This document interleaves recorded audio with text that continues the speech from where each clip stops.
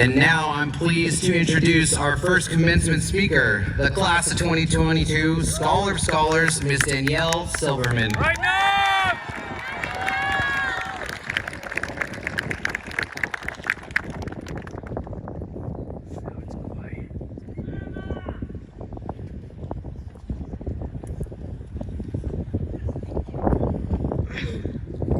Thank you, Mr. Hatcher, our school's administration team, including Mr. Baker. I apologize for thinking you were one of my dad's students when I first met you. Trustee Castellanos, Sarah is awesome, and thank you to all of the other dignitaries on stage. I also want to thank all of my teachers, especially my math teachers, Mrs. Beckler, Mr. Powers, and Mr. Threadgill, ×2, and my science teachers, Mrs. Roach, Mr. Jansen, and especially Mrs. Baskar, for solidifying my passions for math and science. Mr. Silberman, you're okay too. It's an honor and a privilege to be recognized as this year's Scholar of Scholars. I earned this title based on a flawed calculation that does not take into account many factors, such as the number of AP classes a student takes or their AP scores, which may have put other students in my place. It's an ill-conceived idea that does not consider every student's circumstances that have gotten them here today. I may not know all of your stories, but let me tell you mine. I have 2 parents at home who each have jobs. I have time to participate in sports, which can also be very expensive. I have my own quiet space to study in my own room. I have a car to use, and I never have to worry about food or money. When I said it was a privilege to receive this award, it is because I've lived a very privileged life. Many of you have single parents who may work multiple jobs. You may have had to help raise your siblings or even work your own job to support your family. Because of COVID, I'm sure some of you spent online learning, helping your siblings with school, while your parents struggled to keep a job.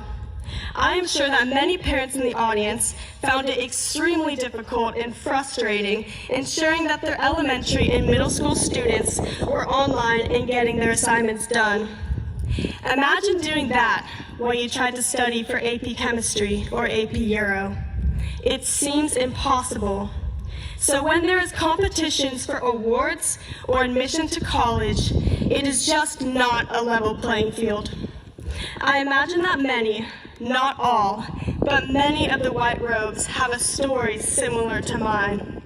We had a leg up while others were held down. Many students struggle with mental health issues or learning disabilities. Some students deal with the pressure of living in a household who might not accept them for who they are. I have been very lucky. I have not had to deal with the death or illness of a close family member, a parent losing a job, or switching high schools mid-year while moving to a new place I have never been before. If I was in one of these positions, my high school career would look very different. I would argue that many of the students wearing black robes would be wearing white robes, or could even be wearing this teal robe had they been given the opportunities that I have had. Students who have succeeded, despite the adversity they have faced, should be the ones graduating with distinctions and honors.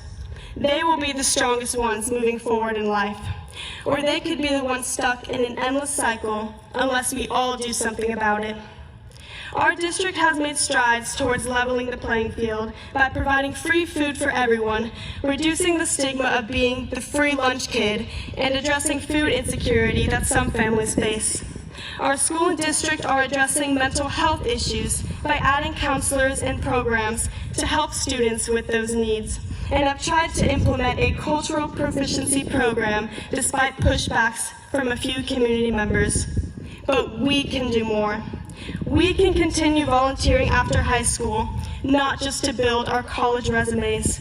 We can reach out to those in need and let them know where they can go to get help. We may have programs in place, but not everybody knows how to access those programs. Outreach needs to be better.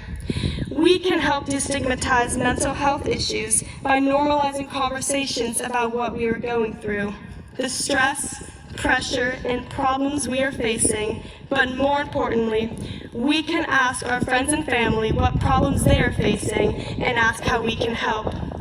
We can vote for policies that help all people and for politicians that pledge to create and pass those policies, like free after-school childcare so the rest of our classmates can have the same time that we have been given to study or just to be a kid. We can get jobs we are passionate about, jobs that contribute to society, not just jobs we think we're supposed to do. I may be the only Aliso Scholar of Scholars that doesn't plan on being a doctor, a neuroscientist, or an astrobiologist. In fact, I plan on getting my teaching credential in order to continue serving my community as an educator.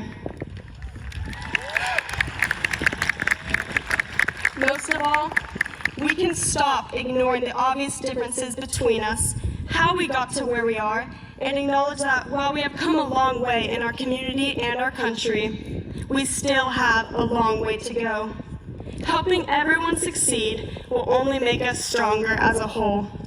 I love you all, and I can't wait to see you at our 10-year reunion to talk about your accomplishments and how you've helped make a change. Go Bruins!